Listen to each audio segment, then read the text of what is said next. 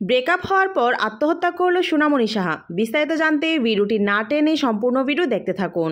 সোনামণি সাহা ও প্রতীক সেনকে দেখা যায় নতুন এক ইন্টারভিউতে। সোনামণি সাহাকে প্রশ্ন করা হয় কবে বিয়ে করছে তারা। সোনামণি সাহা হেসে জানায়, নেট দুনিয়াতে দেখাই যাচ্ছে আমাদের বিয়ে হয়ে গেছে গোপনে, আমরা সুখে সংসার করছি। কখন না জানি আবার এটাও বের করে দেয় আমি প্রতীক সেনের বাচ্চার মাও হয়ে গেছি, আবার আমাদের বিচ্ছেদও হয়ে গেছে, আমি আত্মহত্যা করে মারাও গেছি। এই কথা শুনে প্রতীক হাসে।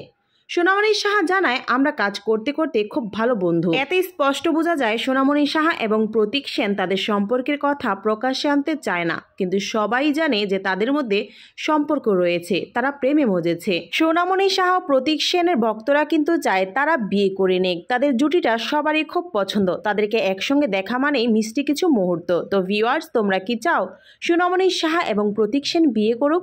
তোমাদের মূল্যবান মতামত কমেন্টসে কমেন্ট করে জানাও। ভিডিওটি ভালো লাগলে লাইক, কমেন্ট ও শেয়ার করে আমাদের চ্যানেলকে সাবস্ক্রাইব করে আমাদের সাথেই থাকুন। ভিডিওটি সম্পূর্ণ দেখার জন্য ধন্যবাদ।